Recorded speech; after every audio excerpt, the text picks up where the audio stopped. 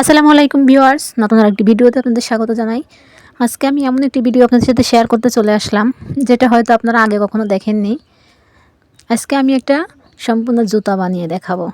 এই বেবি শুটা আমি আমার ভাইয়ের মেয়ের জন্য প্রথমে কুশি কাটার কাজ করে সুতা দিয়ে তৈরি করেছিলাম, কিন্তু তখন ছিল ও 6 মাসের। এখন দেখা যাচ্ছে যে যেহেতু 1-1.5 বছর বয়স, ও এখন হাঁটা শিখতেছে, তো তাই ভাবলাম যে জুতার নিচে একটা সোল লাগিয়ে দেই, তাহলে ও এটা পরে হাঁটতেও পারবে। যেই কথা সেই কাজ, চলে আসলাম জুতা বানাতে। তো আর চাইলেই তো আর আমার কাছে নতুন জুতা নেই, এই জন্য আমি পুরাতন একটা জুতার স্যান্ডেলের যে নিচের যে সোল থাকে সেটা ওই জুতার মাপে কেটে সুন্দর মতো দেখেন আমি মাপ দিয়ে কেটে নিয়েছি। আর হ্যাঁ, কাটার কাজটা আমি ভিডিও করতে ভুলে গেছিলাম, এটা আমি মাপ দিয়ে বটি দিয়ে কেটে নিয়েছি। আর একটা জুতার সোল দিয়ে আমি 2টা জুতা বের করেছি, দেখেন, দেখলে বুঝতে পারতেছেন। যেহেতু ছোটো, 13-14 মাস বয়স, এই জন্য হচ্ছে ওর জুতাটা আমি একটা জুতা দিয়েই, একটা জুতো স্যান্ডেল দিয়েই আমি 2টা সোল করে তৈরি করে নিয়েছি মাপ মতো। হয়তো সম্পূর্ণ জুতো সোলের মতো হয়নি, বাট আমি কখনো এই ধরনের কাজ করিনি, ফার্স্ট টাইম চেষ্টা করলাম এবং আমি সাকসেসও হয়েছি। সম্পূর্ণ ভিডিওটা দেখলে আপনারা বুঝতে পারবেন। এই জুতাটা কিন্তু আমি আগেই তৈরি করে নিয়েছিলাম কুশি কাটার মাধ্যমে। এটাও আমার প্রথম কুশি কাটার কাজ, ভাইয়ের মেয়ের জন্য প্রথম শিখে, ইউটিউব দেখে শিখে তারপরে তৈরি করেছিলাম। এখন সেই জুতাটাকেই আমি একটু মডিফাই করে জুতার সোল লাগিয়ে দিচ্ছি, যাতে চাইলেও হাঁটতেও পারে।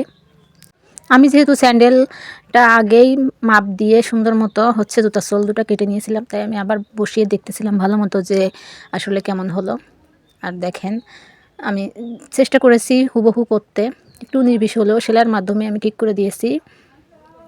আর এই যে কাজটা আমি করেছি, দেখেন, আমি বসিয়ে বারবার দেখতেছিলাম যে আসলে কেমন হলো। আমি যে সেলাইটা করতেছি এটা হচ্ছে বাঁশ সুই, বা আমরা বাঁশ সুই বলে থাকি, বা এটা হচ্ছে ওই যে ল্যাপ খেতা সেলাই করার সুই। সেই মোটা সুই দিয়েই আমি 2 গুণ করে সুতা ঢুকায়ে সেলাইটা করে নিচ্ছি সাইড থেকে। আমি চাইলে ভিতরে একটু আঠা বসিয়ে দিতে পারতাম, তো ভাবলাম এত কিছু প্রয়োজন নেই, কয়দিন আর পরতে পারবে। বাট এটা একটা খুব শখের কাজ ছিল আমার। যখন দেখলাম ওর জন্য জুতা কেনা হচ্ছে, বাট সেই জুতাগুলো খুব সুন্দর মতো পায়ে ফিটিং হচ্ছে না, হয় ছোটো হচ্ছে না বড় হচ্ছে, তাই চিন্তা করলাম এই জুতোটাকে আমি সুন্দর করে মডিফাই করে দিই, এবং এটা ওর পায়ে খুব সুন্দর মতো হয়। এখন আমি সুন্দর মতো দেখেন সেলাই করে দিচ্ছি, জাস্ট সিম্পল একটা সেলাই দিচ্ছি। কিন্তু যখন সাদা সুতোতে সেলাইটা করেছি, তখন কিন্তু দেখা যাচ্ছে যে মুখের কাছে ওটা একটা ডিজাইন হয়ে গেছে, মনে হচ্ছে সাদা একটা ফ্রেম করা বা সেলাই করে একটা ফ্রেম ডিজাইন করা আর কি। এভাবে সেলাই করে দিয়েছি, ডিজাইনও হয়ে গেছে। আর নিচের সোলটা খুব নরম ছিল, তার জন্য হচ্ছে সেলাই করতে আমার একটুও কষ্ট হয়নি। আর মাঝে মধ্যে দেখেন আমার সেলাই 19-20 হয়ে যাচ্ছিলো, আমি খুলে আবার ঠিক করে নিচ্ছিলাম। আর সোলটা এত নরম ছিল যে বেশি টাইট করলে আবার দেখা যায় সোলটা ছিঁড়ে যেত, এই জন্য হচ্ছে আমি সাবধানতার সাথে সেলাইটা করেছি।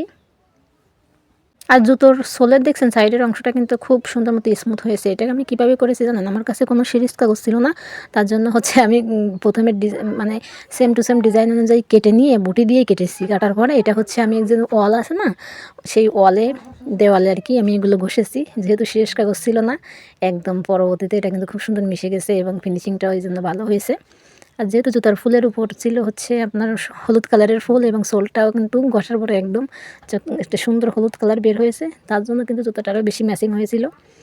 এভাবেই আমি সম্পূর্ণ জায়গাটা সেলাই করে নেব। কিছু কিছু জায়গায় সেলাই করতে আমার একটু সমস্যাই হচ্ছিল, কারণ দেখা যাচ্ছে যে ডিজাইনটা রয়েছে, বা এটা প্রথম কুশি কাটার জুতা তৈরি করা, তো কখনো কোনো কোনো জায়গায় মনে হচ্ছিলো একটু একটু বেশি হয়ে গেছে, একটু মোটা হয়ে গেছে সেলাইটা। বাট তারপরেও আমি চেষ্টা করেছি মিলিয়ে মিলিয়ে সেলাই করে দিতে, যেহেতু উপরের অংশটা কাপড় সুতার তৈরি, এই জন্য টানলে কিন্তু একটু বলে যাবে, আবার যদি চাই একটু চেপেও দেওয়া যায়। মোটামুটি আমি সোলের সাথে মিল করেই আমি সেলাইটা করে নিয়েছি, দেখেন। আর এই যে সাইডের অংশটা আমি যে সুতো দিয়ে সেলাই করতেছি, এটা হচ্ছে একতার সুতা, বা হচ্ছে আমাদের বিশেষ করে চালের যে বস্তা থাকে, বস্তার মুখের দেখা আছে দেখবেন একটা সেলাই করা থাকে, সেই যে মোটা টাইপের সুতা, সেই সুতা দিয়ে সেলাই করেছি। একেবারে গুটির সুতা দিলে হয় কি, সেলাইটা করলেও খুব বেশি দিন টেকসই হবে না। এই ধরনের সুতাগুলো আমি 2 ভাঁজ করেই সেলাই করেছি, এবং হচ্ছে দেখেন আমি সেলাই যে সুইটা দিয়ে করতেছি, এটা হচ্ছে একটা লেপ সেলাই করার সুই, বড় সুই। এগুলো হচ্ছে 5-10 টাকা করে দাম হয়তো। আমি এই সিদ্ধান্তটা খুব একদম দ্রুত নিয়েছিলাম, যখন দেখতেছি ও হাঁটতে পারতেছে না জুতা পায়ে দিয়ে, এবং এত সুন্দরভাবে এই সিদ্ধান্তটা নেওয়া ছিল কি বলবো আপনাদেরকে। ডিজাইনটা করার পরে আমি নিজেই অবাক হয়ে গেছি, এবং সবাই একদম অবাক হয়ে গেছে। জুতাও বাড়িতে তৈরি করা যায়, এটা কেউ ভাবতেই পারেনি। দেখেন আমি সুন্দর মতো সেলাই করে নিলাম। যেহেতু ফার্স্ট টাইম, আমি তার প্রফেশনাল না, তারপরেও আমি আপনাদের সাথে ভিডিওটা শেয়ার করলাম, ভাবলাম যে না, আপনারা দেখলে বুঝতে পারবেন যে এই ধরনের কাজ আমরা চাইলে বাড়িতে করতে পারি। দেখেন আমি কিন্তু সেলাইটা মাটিতে উঠানে বসেই করতেছিলাম, যেহেতু শীতকাল, তাই এটা নিয়ে আবার কেউ মন্তব্য করবেন না।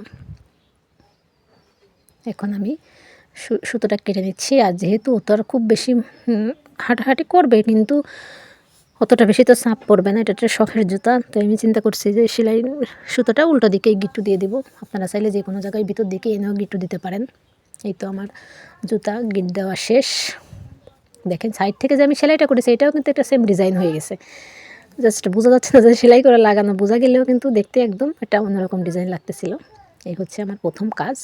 এই জুতাটা তৈরি করাও আমার প্রথম, এবং এই কুশি কাটার কাজ করাও আমার প্রথম। আমার ভাইয়ের মেয়ের জন্যই আমি প্রথম শিখেছিলাম এই ধরনের কাজ, এবং অসম্ভব সুন্দর হয়েছে জুতাটি। আমার কাছে খুব ভালো লেগেছে, আমার বাড়ির সবার খুব পছন্দ হয়েছে। আপনাদের কাছে কেমন লাগলো অবশ্যই কমেন্টস করে জানাবেন।